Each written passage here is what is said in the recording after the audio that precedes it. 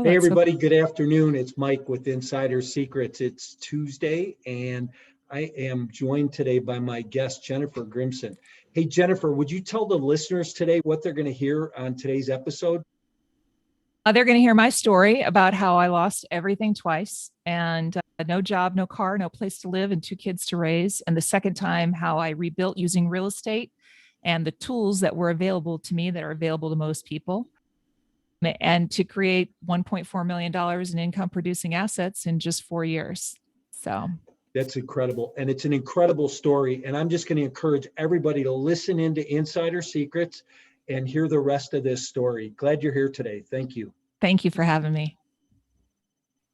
Welcome to this week's edition of Insider Secrets, the show that turns multifamily investing into reality. Each show we interview guests who are seasoned professionals, actively closing and managing real estate deals. Your host, Mike Morawski, has more than 30 years of multifamily real estate investing and property management experience. Mike is the founder of My Core Intentions and has been involved in over $285 million of transactions. Focuses on helping you create short-term cash flow and long-term wealth. Here's your host, Mike. Hey, everybody. Welcome back to another episode of Insider Secrets. And I'm your host. I'm Mike Morawski. And Insider Secrets is brought to you by My Core Intentions. Hey, let me just tell you a little bit about today. My guest today is going to be a little bit different than our normal multifamily investor or professional from the real estate industry. We're going to talk to Jennifer Grimson, who has become a friend of mine over the last few weeks. And I'm real excited about the message today. We're going to talk about some things that I think everybody needs to hear. Before I get into her bio, though, please do me a favor. Make sure that you've subscribed on YouTube to Insider Secrets. Make sure, please, that you are following me on Instagram and Facebook and LinkedIn so that you get notified when our podcasts go live and when we're having an event. Know that the information that we're bringing, especially lately, has just been really valuable information. I almost like to say it's priceless, right? So I'm glad that you're here today. And let me introduce Jennifer to you. Jennifer was a single mom who lost everything, not once, but twice. And this is why her story is so compelling to me, is that she didn't just lose everything once, but she lost everything twice. And the second time, she rebuilt by creating small empires for financial independence. She created over 1.4 million in income producing investments with nothing more than a W-2 and her own grit. In 2020, Jennifer created Micro Empires podcast to share her story and to pull back the curtain on the path to financial independence. Hey, Jennifer, welcome today. Thank you. I'm so glad to be here. Thanks for that introduction. I'm glad that you're here. A week or so ago, I was on your podcast, and we talked about the loss and the changes in my life over the last few years. And I want to really dive in and talk about you and the things that have happened in your life, because I think that your message, my message, they're messages that people can relate to, that people can really grab onto and say, man, this is happening around me, to somebody I know, to myself. Yeah. And that they can learn from and grow from.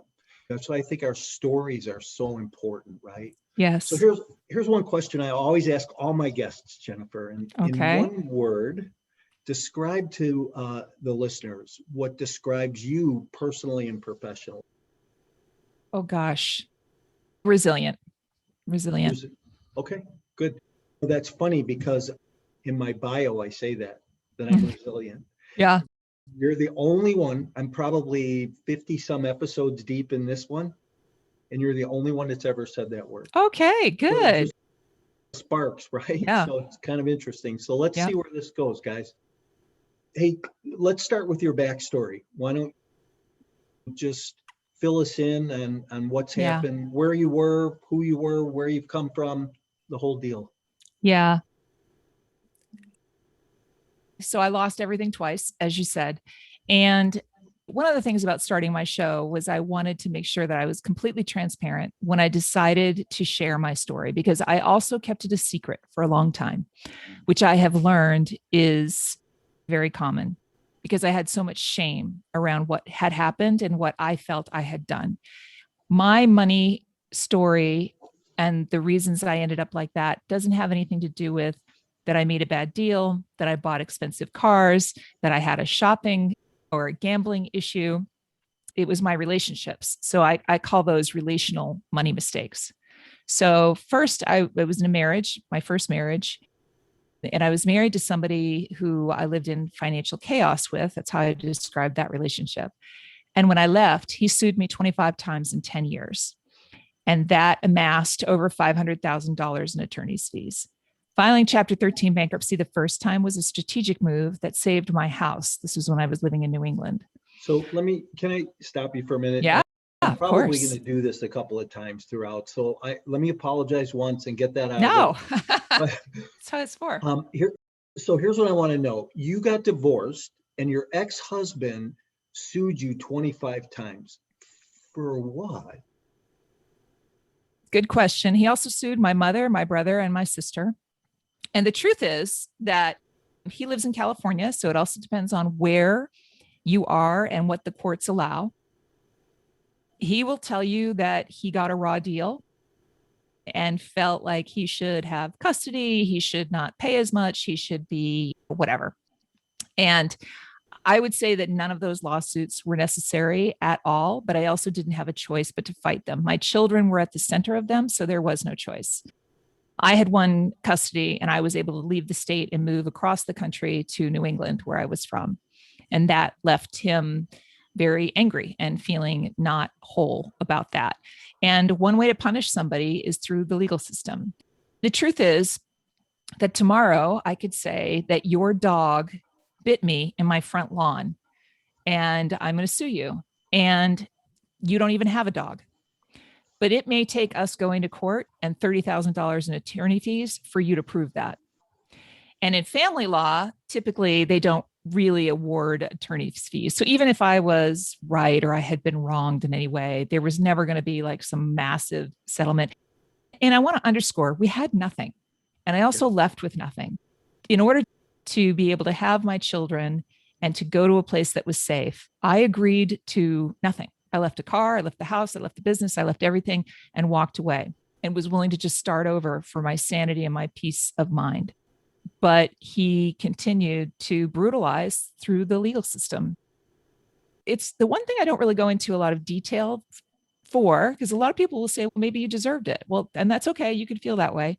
And I'm just like, it's case number 981064 in Sonoma County, California. If you want to go out there and read it all, feel free. But that's a reality and it can happen. Anybody who's been caught up in the legal system realize that you can use it just to punish people if you have the time and the energy and the desire and the money to do. And so that's what happened. So that landed me the first time. That was when I left my marriage. I ended up at 29 years old, moving into my mom's house with 2 suitcases and 2 kids. And I rebuilt. The second time I had relocated to Nashville. Between these times, I had always had a corporate job. So I was making good money. I was usually making a 6-figure salary, but it wasn't enough because I was averaging $17,000 to $20,000 a month in attorney's fees. And you just can't keep up with that. So filing bankruptcy the first time was a strategic move to save that house.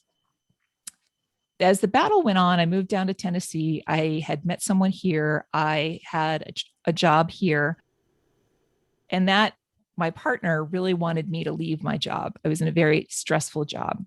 And he had the means to do that for me, wanted me to stay home with the kids, which I'd never had the opportunity to do. So I took it and I stayed home.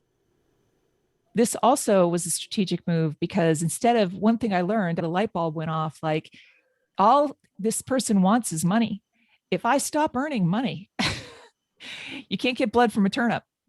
So I filed Chapter 13 bankruptcy again, and I left my very stressful high-end job. I still worked I worked as a consultant and other things you must under Chapter 13 bankruptcy. I paid back all of my creditors. He was one of those as well.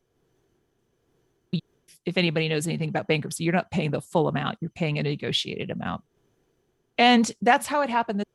So that was the lawsuits. Then when my relationship ended, that had been a 7-year relationship, I found myself again with no car, no job, no place to live, another bankruptcy, and 2 kids to take care of because I was their sole financial and physical support. So once again, I had done it, and I had done it by turning my well-being over to someone else. And that's a big mistake, and no one should ever do that. Okay. After that happened, then where did you go from there? Immediately I have 2 sisters. They both happen to live in Tennessee. And my middle sister said, I'll back up a bit. I was in that moment of crisis. I think we all tend to think right away, how do I hang on to what I have? We're in a moment of crisis and we're looking around going, how do I keep this house? How do I stay in this neighborhood? How do I keep my kids in private school? How do I keep my marriage? Whatever it is that you're trying to cling to. And I teach this now to my listeners and folks who download my book on my website, is the first thing you have to do is assess at a very objective level. And my sister really helped me do that because I was clinging. My kids were in private school. I was living in a nice neighborhood. I was trying to figure out all that. And I didn't have a dime to my name. And she said, or you can move in with us. And that is exactly what I had to do. And I needed to do it. So I moved in with my sister for 4 months while I found a job. And that once I got a job, I was able to land a condo that we moved into. And I started rebuilding again for the second time. Isn't it amazing when we find ourselves in those places where we're lost, where we've lost everything, where we find people in our lives that are supportive enough of us to let us lean on them, to help us out, to help us through. And that kind of happened for you twice, which is interesting. We don't wind up, in most cases, living in the back seat of our car or under a bridge. I think it comes down to personal choices too at times for some of that. But would you do this? So does that bring us to today? Is that where we are today? No. Bring us from there to today. Yeah, that was 2009. At the end of 2009, I moved in with my sister. I landed a job, got a condo, and my first goal was to fix my credit because I knew what I believed was that I would not have a path to any security if I didn't buy a piece of property that I could live in and build equity. So what you're saying is your first goal after losing everything the second time was to repair your credit.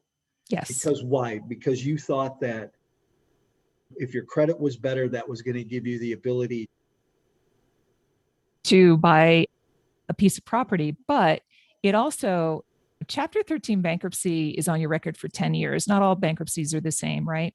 It's on your record for 10 years and you're not allowed to have a credit card, or I should say no credit card company would give me one. I landed a job as a sales executive, which is what I'd always done. So I was traveling all the time. And remember, I had no credit card. I had a debit card and I had a $500 secured credit card. You can't rent a car with that. You can't get a hotel with that. You can't buy a client dinner with that. So you really are this second-class citizen if you're trying to survive. Meanwhile, I'm keeping it all a secret. So it's like you're juggling all these balls, trying to act like everything's fine when it's not fine. And getting that credit back up would mean I could get a credit card. And that meant that I could build credit and buy a home, which at the time, I didn't know anything about real estate investing, and I'd always been interested in it. I just really wanted a place to land and not be, instead of paying $1,500 a month in rent, I just wanted to be paying it in a mortgage. So how long did it take you to fix your credit? And can you give a couple of things that you did to work on that? Yeah, it took me 3 years. I would argue that it's easier to do it now. I help people that are close to me. I help them walk through the process now. And fortunately, there are tools that make it a lot easier. Back then, you had to call the credit companies. You had to write letters in order to get things off of your credit record. What it took for me was just consistently paying on things, doing anything. A secured credit card was one thing that I did to prove I would max the $500 out every month and pay it just to show that I was capable of a payment. I didn't have a car payment because I had gotten a car in trade, which actually probably worked against me. I probably could have built some more credit had I had a car payment. But it took me a full 3 years to get to a place where I thought I might be able to buy a house. And honestly, I had a friend at the time who was a real estate broker who said, there's no way you're going to be able to buy a house based on your credit.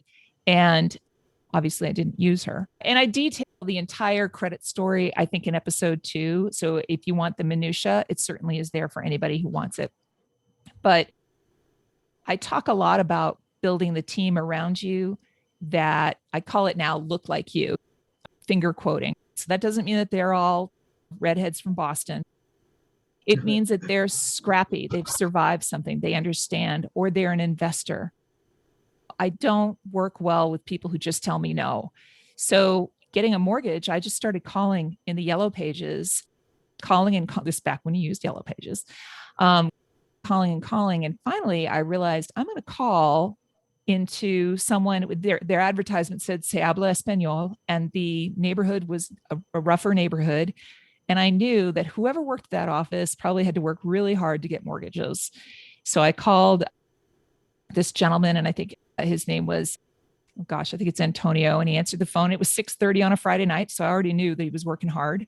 And I said, you're the one who's going to get me the mortgage. And he said, I sure am. And he did. And the lesson in that is I found an individual who was willing to take the ball and run.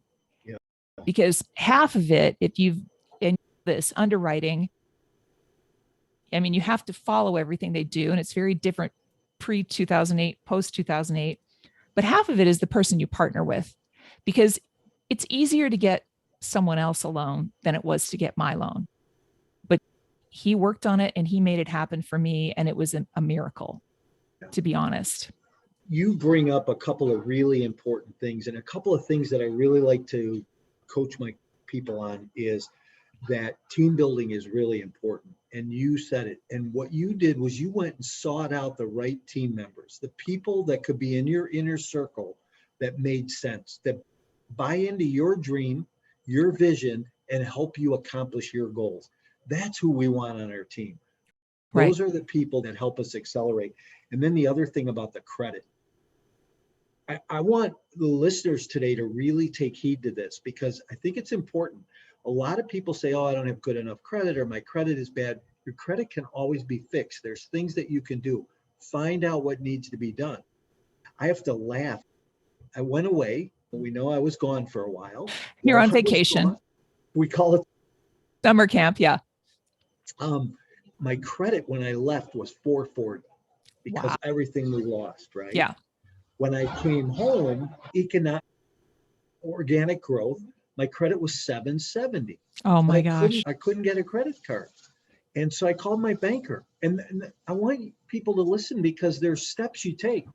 I called my banker and I asked my banker, I said, can you tell me why this is? And she said, listen, the only problem is that you have good credit and you don't have really anything derogatory on your report, but you don't have any trade lines. You have to get some trade lines. So what she did was she gave me a secured credit card and a secured loan.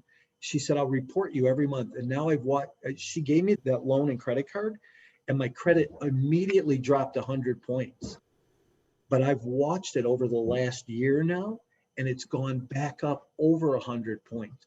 So it's interesting how you can manipulate things. And I've since been able to go get a credit card, which has been interesting. But I want the listeners to really clue into that, because a lot of times people don't take action, and we have to be patient in some of this stuff. Yeah. So go ahead now. Where are we at today now? Yeah. Well, just to touch on that a little bit, I do want to say, because I have helped several people just in recent months with this.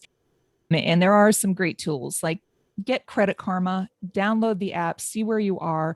It will tell you exactly why you've dropped off or what's causing a problem, address those issues.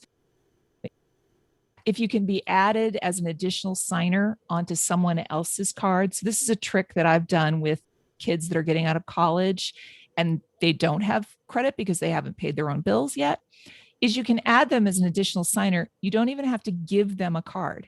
They don't even have to know you added them, but their credit becomes attached to yours. And so within a couple of reporting cycles, their credit can go up 60 points or whatever. So there's lots of ways, but I agree with you too, is that remember, sometimes we feel like, oh, there's a big wall, there's this bank or whatever. There's no wall.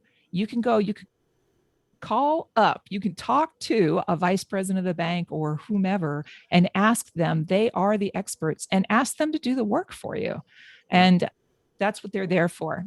They will help. That's building your team. Yeah, it is. So where we are today, after I rebuilt the credit, I purchased a home, purchased it in, we'll call it an up and coming neighborhood here in Nashville, Tennessee. I bought it in 2013.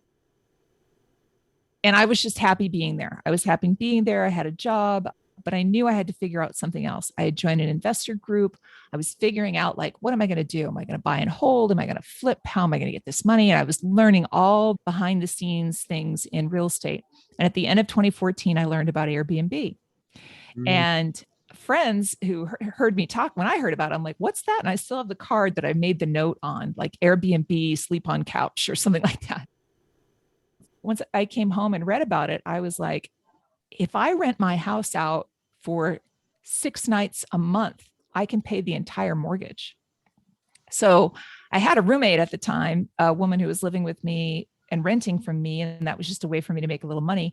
And I had to get really comfortable with being uncomfortable. She's a good friend, and I had to ask her to leave. And I did. And I put my house on Airbnb. I immediately booked up every weekend for 3 months. And I realized I'm onto something.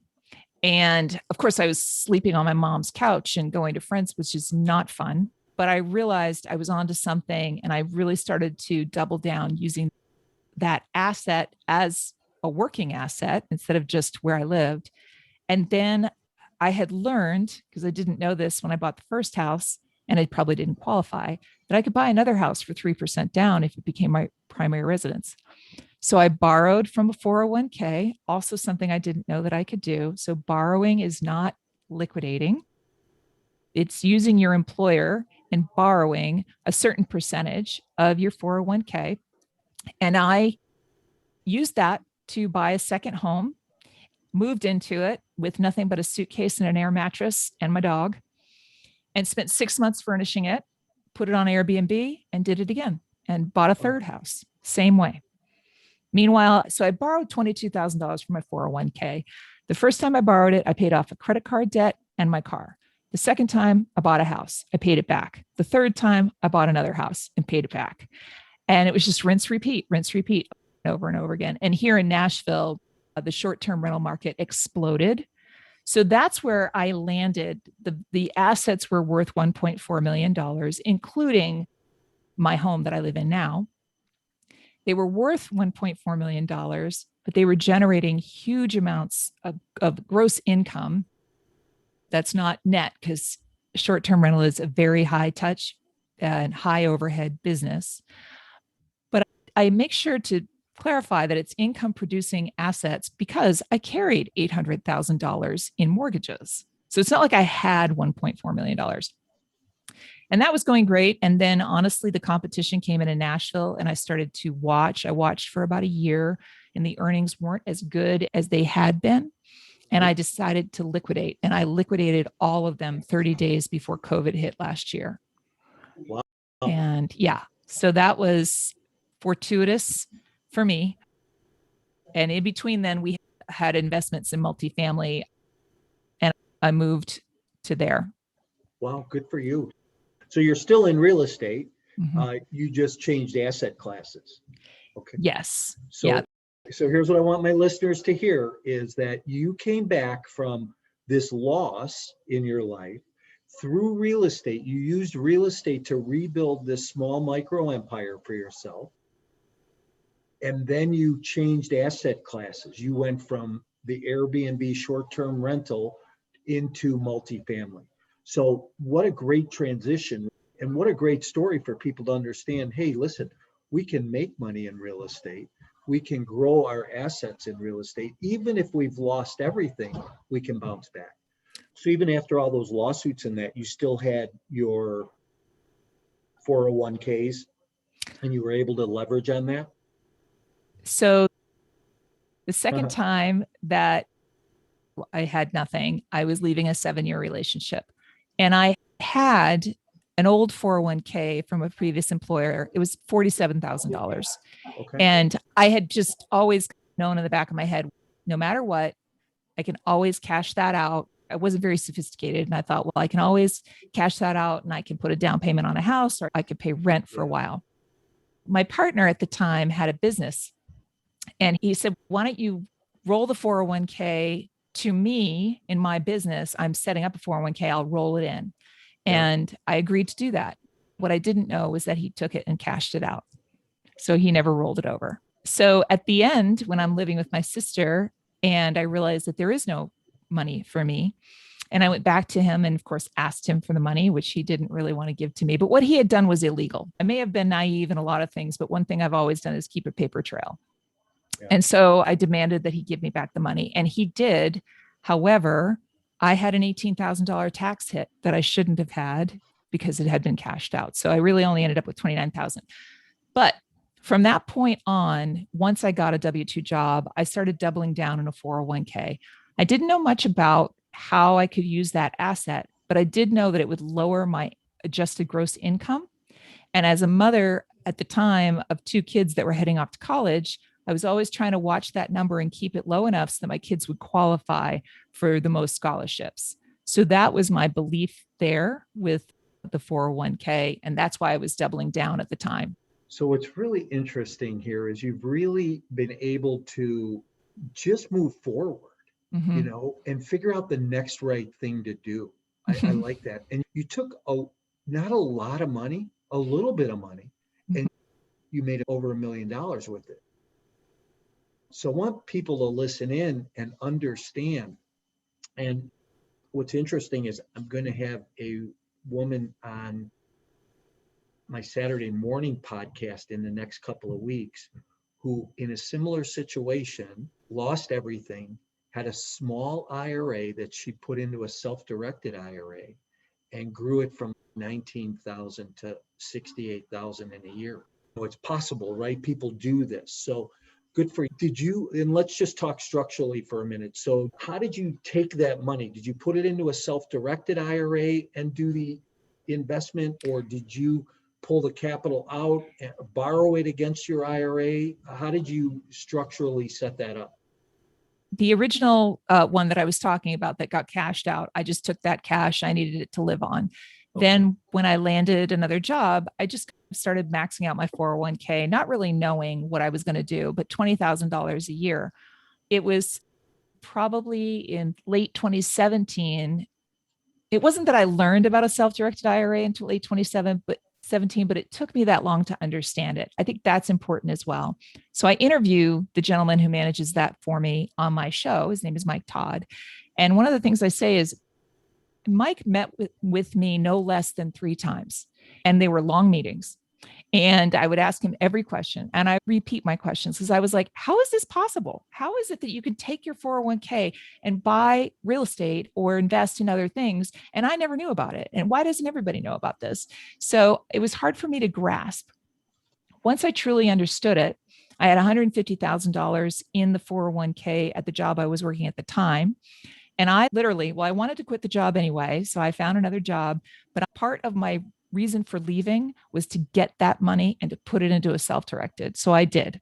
Yeah. So I moved all that money into a self-directed IRA, which I have now invested in land, and I just cashed out of that and brought it back in. So I'll be doing more investments. And I've also invested in stock for a private company. Okay, good. Good for you. It's actually, I talk about Third Home. It's how I invested in the company called Third Home. Okay, interesting. So let's talk about this. Explain what micro empires is. So the reason micro empires is because I just believe that this probably has to do with money culture. I believe that we need to respect everything that we have. So when I first left my ex-husband, I moved into a little bitty apartment that I couldn't even pay for. My mother had to pay the rent for me with my 2 children. And that apartment was heaven for me because it was away from the chaos. It was mine, and therefore it was my empire. Mm-hmm. And that's just my belief. We tend to downplay. We'll be like, oh, I just have a little house. It doesn't matter. I have a beat up car. I have whatever. If it's yours, it should be your empire. So that's where the empire comes from, that everything is important and is due its respect. And the micro was, I knew that I could get a job and that it would be a well-paying job. And not many people, not all people can do that. But I also knew that it could be taken away at any time. So I needed other small pockets. So I always have 3 streams of income, and they've been art, they've been consulting, they've been doing high level CVs for executives. They're anything and everything. And I always keep them up and running, even if I'm only earning a tiny amount, because it's important. And that was where the micro empires came from. I had a full-time job. Then I found Airbnb. That was great. Then I found another tool, self-directed IRA. That was great. Then I started learning about multifamily. Then I started learning about self-storage. And there's a never-ending list. So I think that not only did I rebuild through real estate, but I also rebuilt through learning the tools of the wealthy, which are really kept, they're not kept a secret, but it's hard for the average person to just find them all. And there's always a solution. That's a great segue, because this show's called Insider Secrets. Right. And I always talk about that. I say, so what's a secret? And you're talking about it right there. I think a big piece of it is education. What do we learn and how do we learn? Well, there's those 4 quadrants that we can where we spend our time, which is, you know what you don't know. You don't know what you know, and you don't know what you don't know. And that's where I think that we tap into our biggest source of energy, is in that last one, because until you figure out what you need to know, you don't grow. And in order for us to grow, we have to do exactly what you've done. And that is go get the education and then walk through it. Because the education is only a small part. Then you had to go execute. So how did you, and I need to ask this question, where'd you come up with the courage? Because I know it can't be easy.'re a single mom, 2 kids. You got an ex-husband that's a little off the chains. And where did the courage come from? How did you do this? Sometimes I think courage is when you don't have another choice. So I often say, when someone hands you your ass, when you're working at a job that you think is okay, I've got the income and the benefits and I'm going to be good. I'm going to be good for a couple of years. I can breathe, and then they fire you. So there's that. The other thing I say to folks a lot, if you don't have the courage, just borrow it. So sometimes I don't like to say fake it till you make it, but honestly, a lot of it was I just forced myself to walk in the door. My first real estate investor meeting I went to, and on the way there, I was saying out loud to myself in the car, you are a real estate investor. You are a real estate investor. You own a home, and therefore you are, and therefore I am. And so I just went in like that. I think also I have a long background, 25 years in sales. And so there's a level of confidence that I exude, even if I don't feel confident in that moment. But then on top of it, I am perfectly comfortable being completely transparent. So I don't mind saying to somebody, hey, I'm here, I'm a real estate investor, but I'm just learning. I don't know anything about what does this all mean? And can you explain it to me like you're starting all over? And we struggle with that. I think the folks who won't succeed in a situation like this are the people who want to be the smartest person in the room. You should strive to be the dumbest person in the room. I do. I love to learn, and I think it's what keeps you young. There's so much I have to learn from people who are much younger from me, who have a lot less experience than me. But I talk to people every day now about their money, and I get a lot of calls and emails from listeners now. When you and I talk about these tools, we are speaking the same language, but I didn't speak this language 7 years ago. And it is like learning a new language. So I just had lunch with a friend today before I came here. He's just building himself out of some financial struggle over the last several years, and he's killing it. He's just absolutely killing it. And he's got this asset that he's sitting on that has a bunch of equity in it. And so we started talking about different things, tools that he could do. And I could see his eyes glaze over. And that's usually when I stop and I say, listen, it's normal to feel overwhelmed. It's normal to feel like it's so much to learn. I just will stay with what I'm doing. Just trust that you can eat the elephant one bite at a time. You could take one small step at a time. That was another thing about micro empires. I am not a big risk taker. I couldn't be. I had to keep insurance for the kids. I had to make sure that they were taken care of. So people think that I made this huge leap. That's not at all what I did. So when people are looking at, well, $150,000 in my 401k, I don't want to, what if I put that all into a real estate deal that goes bad? Well, then just put 25,000 in. Pick a number that doesn't make you sick. Pick a number that doesn't make you want to puke and use that number. And that's where it comes in. Like my friend, we were talking about numbers that were the 300 and 400,000. I'm like, okay, great. You have that. Don't have to start with that. Start small. And that's how you figure out your team too. Who can you trust? Who works with you? Who do you know? And build a foundation there. So you have a quote on your Facebook page that says, money doesn't change people, it unmasks them. Yeah. Talk about that. I think we are who we are. So if you're a generous person when you don't have money, you're going to be a generous person when you have money. Generosity comes in lots of different forms: financial, emotional, physical, spiritual generosity. I would argue that financial is not the most important of those. But I do think that if you are the person with money, your true self will come through, whether you have it or you don't have it. Like who you really are will come through. But also the unmasking often happens with the folks around you.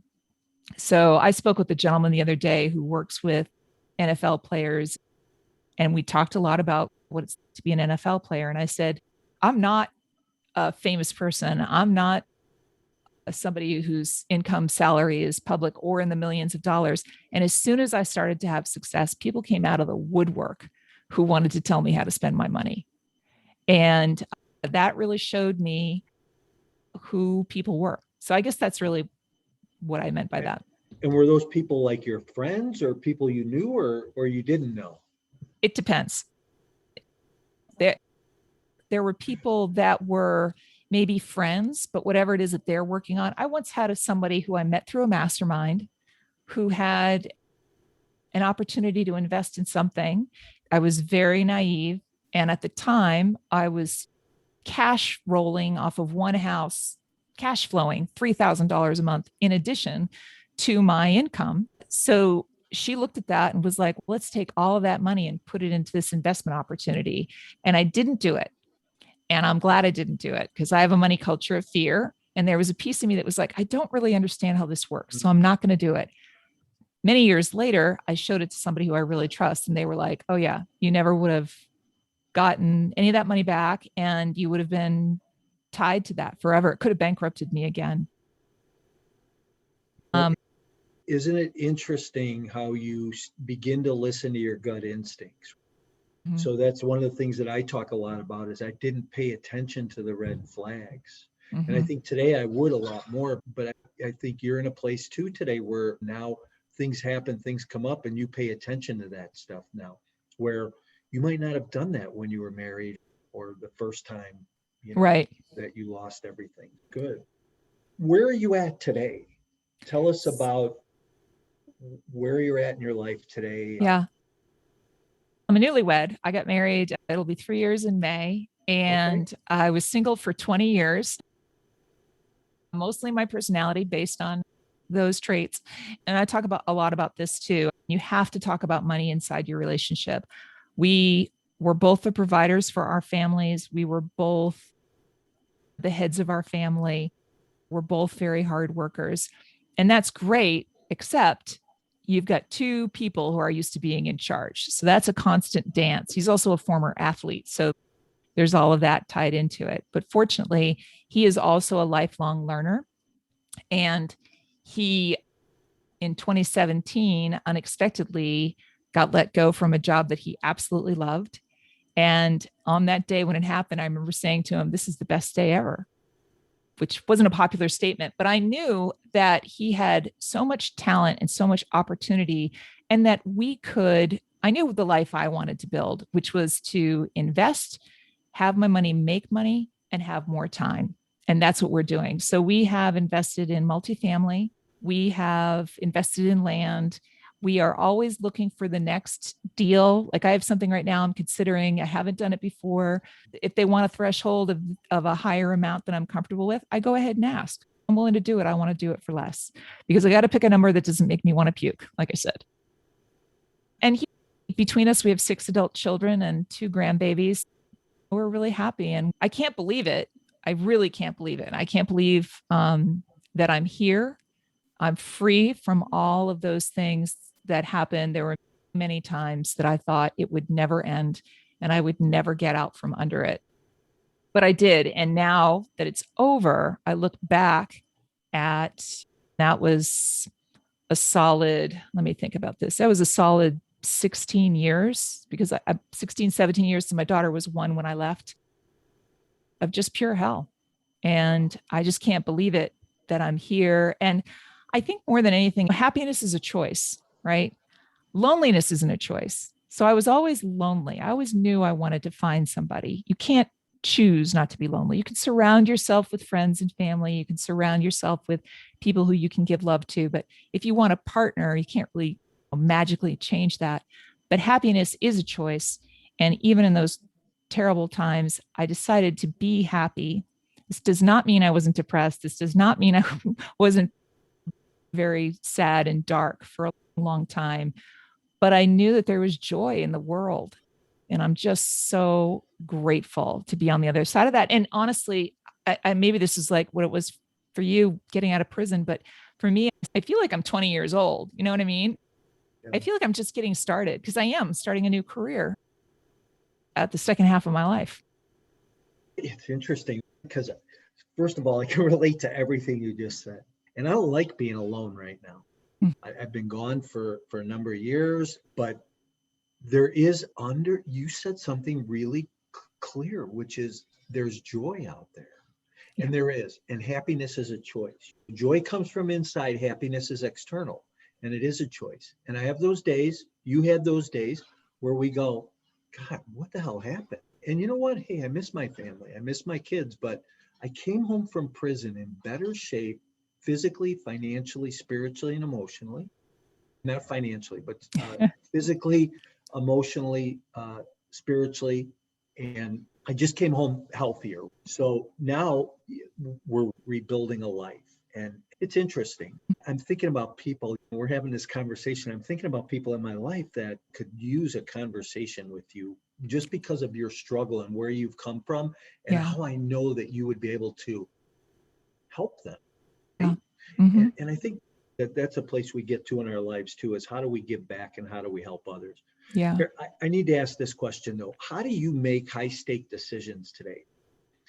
Obviously, over the years, you've had these situations where you've had to make these decisions. And now the decisions don't go away. There's always a higher stake decision that we have to make somewhere. But how do you do that today? I think for me, it starts understanding my money culture, which is why I talk about it all the time on the show. So I understand where I came from. I understand what lives in my belly as it pertains to money. And that is, it's based in fear. I don't lead with fear anymore. So high stake decisions, when we're looking at something and we're talking, I assume about money at this moment versus personal. But for me, I have to look at the whole picture. I have to look at the things like, am I putting everything into this basket? Because that breaks a rule that I don't do. I never do that. That's why they call micro empires. My husband and I nearly did that recently. And I had to stop us and go, wait a minute, we're breaking rule number 1. We are not doing this. So it has to be a level of commitment that I don't feel sick about, that if something happens to that asset or that plan or that program or that business, it will not financially bankrupt me and put me out on the street. And he was okay with that comment? Oh yeah. He is bent in my direction more than I've bent in his direction. Mm-hmm. He has less fear, but he hasn't had the experiences that I've had. So he's fine with that. And there hasn't been anything. So that's number 1. Is it a level of risk that I can live with? And that can be small, and nobody should be made to feel bad about that. The second is the team. And I'm not going to say that the team is second important. I think the team comes first. Who are the people who are involved? As much as you can, figure out who they are, what they've done. I'm talking to someone today who has worked with the investor that I'm considering doing an investment with. And I've talked to other people who know him on a personal level.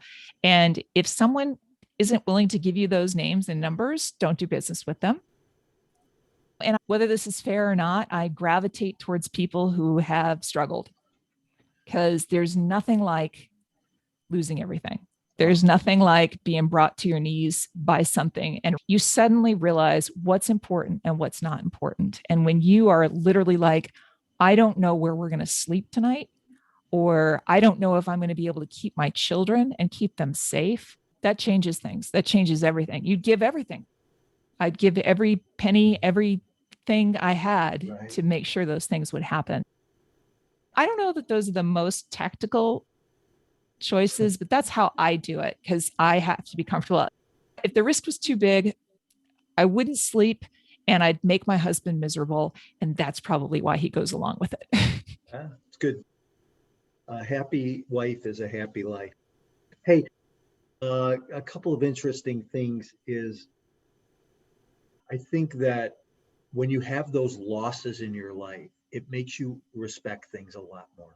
Now, I might have made millions, but I never changed my lifestyle. So I didn't drive big fancy cars, and we didn't buy bigger houses. I didn't fly private. I didn't have boats, but we could have.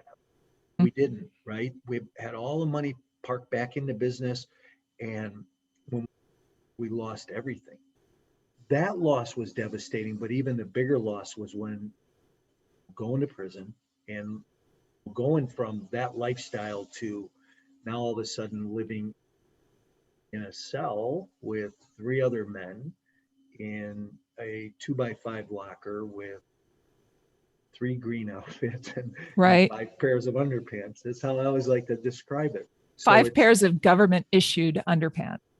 Yeah. Cardboard boxes. You and I could probably talk for a long time about that. So it's probably due for another show because of what you've done and your work in the prison systems and that. Hey, I appreciate you being here today. Do our listeners a favor. Please tell them how they would get a hold of you if they want to talk to you about micro empires or just get to know you, because you're an unbelievable, great person to get to know. Thank you. Probably my website's the easiest. So it's micro-empires.com. You can book a time to speak with me there as well. There's a link to a calendar. Certainly all my podcasts tell my story in great detail. One of my commitments is that I always share the numbers and I always share the details, because that was also watching other people succeed, and they're very vague about, I'm 10x, I'm this, I'm that. And you're like, but what does that mean? Are you 10x of $10 or what? And so I try to, and I require that of my guests as well, that they will speak the numbers and be real. So that, and of course, all the socials, I'm out there either by Jennifer Grimson or Micro Empires. Thank you for being here today. And I just want to make a couple of comments to my listeners. If you get a chance, go back and listen to this episode again. I think there's so much information here, so much that you can get just from a practical standpoint of money, investing, as well as for your heart. There's some things, and I really want to clue in on a couple of things that we said. The difference between happiness and joy. Happiness is that external thing, and we can choose to be happy or not, but joy comes from inside. It's, where's your identity? Who are you? And what makes you joyful? You know what? One big thing I always say is gratitude. Be grateful. But what's your belief system today? And what are you thinking about? So be intentional. Think things through. I think that we wind up in situations of loss and times in our life like this when we don't take the time to think things through. And I just encourage you to spend time doing that. I'm glad that you were all here today and listening in. We'll be here next Tuesday. Jennifer, thanks again. It's been an honor, and I look forward to catching up soon. Okay, thank you. Thank you, Mike, and thank you for joining us for another great episode of Insider Secrets. As always, Insider Secrets is brought to you by My Core Intentions. Join us on social media and visit mycoreintentions.com, where you can get expert coaching on all things multifamily investing and property management. We're looking forward to having you back again next week for more Insider Secrets.